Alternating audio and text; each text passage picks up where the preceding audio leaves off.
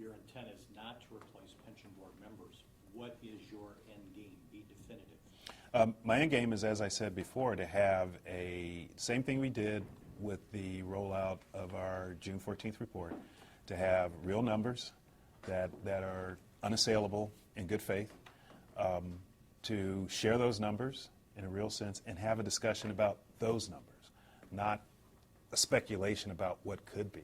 Here's the facts, here are the facts, let's not debate the facts. Now what are we going to do about it? That's all we're trying to accomplish. In terms of 10 cents on the dollar for the pension underfunding, I mean, I'm still not clear where this all, because you're right, you do have pension board members who set aside the $5 million in war chest for a battle royal. Well, America allows people to represent their interests, and they're fiduciaries and trustees, and they have an obligation to do that. So I don't decry them the right to do that. But what I'm trying to say is, if we get to a certain set of numbers that are unassailable, then let's have a debate about what we need to do. And once we get to those numbers, then let's talk about what debate both I'm willing to live with as an expected rate of return, and they're willing to live with. Because this is going to impact people for years to come, not just the current level of retirees, but current workers. I don't want to do that and not have at least had a discussion that includes all interested parties, have a record of what we discussed, and make decisions that are, what I'd like to think of as rational and informed.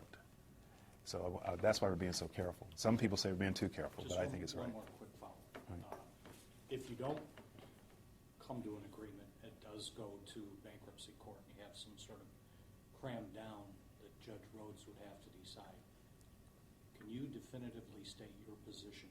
Does the Michigan Constitution protect the pensions from being cut, or do you think Judge Rhodes has the power, with federalism, federal supersedes state, to go ahead and make the cuts to the pensions? Well, Judge Rhodes is a very accomplished jurist, and he'll get briefs on that issue and make a decision based upon the information that he has. He's very learned. I don't want to stray into the role of the judiciary. However, to respond to your question, in my opinion, I encountered this in other cases. In the Chrysler case, we had to, as you all remember, we had to reject some dealer contracts, dealer franchise agreements, and one of the big stories in that process was that many of these contracts were protected by 50 state ordinances. I don't remember if they were constitutions, but nonetheless state law. 50 state laws protecting dealers. You can't even move a dealership in some circumstance without the approval of the adjacent dealer. And we abrogated those contracts, and it was held in that case that federal law trumped state law. This has happened when I was at the Resolution Trust Corporation.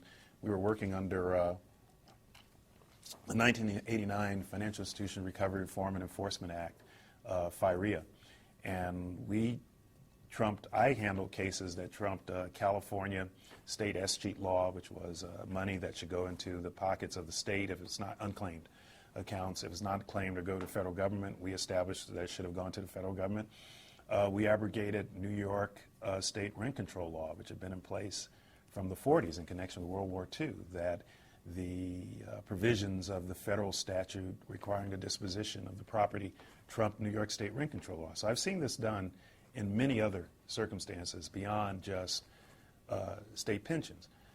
My own personal belief is that this is fairly common in federal cases and not too uncommon in bankruptcy law, and it's been established, in my opinion and experience, fairly clearly, that the bankruptcy court, federal law, trumps state law. Kevin, clearly you have command of the numbers. You argue the numbers well. The unions argue the numbers and so forth. But for the people of Detroit, this is clearly an emotional issue. Sure. I mean, they've been kicked for years and years and years. Sure. And to hear words, like dumb, lazy, happy, rich. Let's get to that. These are emotions that are getting trumped up. Sure. How do you assure people they're a manager, not just the guy arguing numbers? Well, let's get to that particular statement, because first I'd like to say, if I had said for a long time in the 20s, 30s, and 40s the city had been complacent and rich and hadn't worried about the future, it wouldn't have been an issue.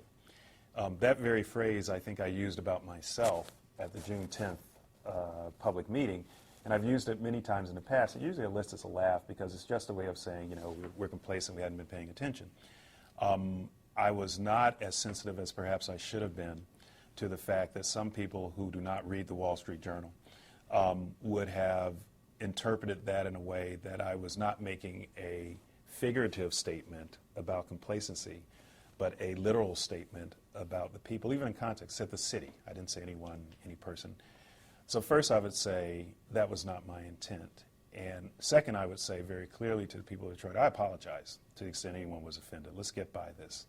I want to remove the emotion. I think I've worked fairly hard since I got here in March to establish some level of trust at some level of criticism. When I restored compensation to the mayor and the council and also delegated authority to them, I did that out of a sense of respect for their role under the statute and was criticized for it, but I thought it was the right thing to do. In the next 30 days when I was running with the numbers, people were saying you weren't moving fast enough and you need to do this and tear that up, and I said no, we're going to be deliberative, and I did that out of a sense of respect and trying to do this in a very candid and deliberative way without emotion. So you can. I understand my job requires me to be a bit of a punching bag, and that's fine. And there's a lot of anxiety in the city that must come. But I'm trying to do this in a way that removes that emotion, and that was a slip of a tongue. In my wildest dreams, I never would have thought that would have been interpreted as an insult. I also perhaps was not as in tune as I should have been to the fact that I said that the week before an election.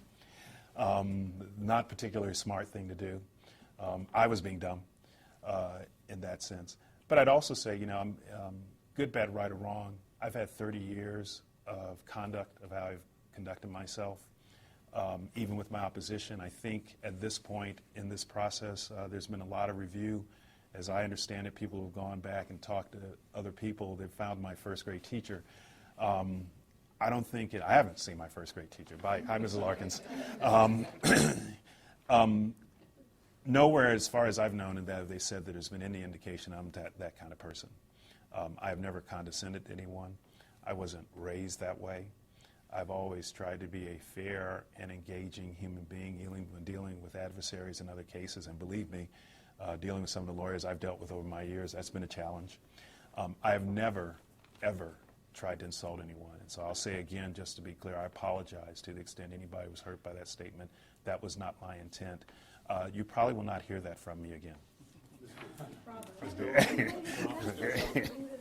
come out and said that like the days after, because it's been a while since that happened. And I know media was saying, what do you have to say about this? And, if that's how you feel, right, and you make a passionate kind of apology there, why not have done that?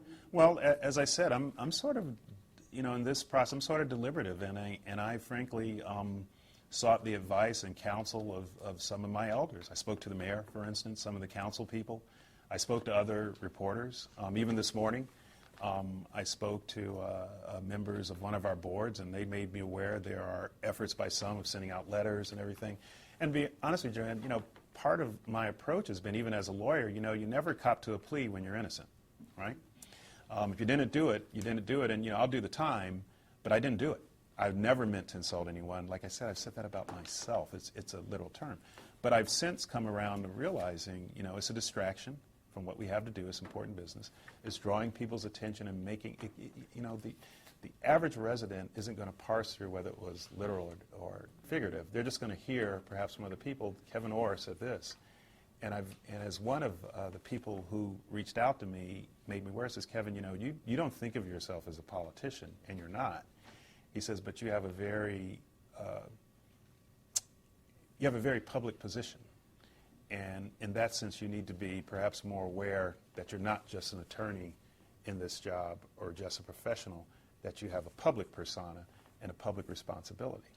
And if I have that responsibility, then I need to own that.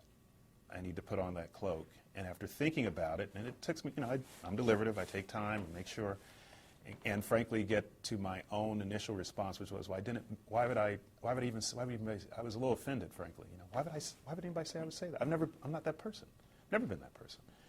But I realize it's important for me to remove that from our discussion because we have more important work to do this important stuff. Mr. Orr,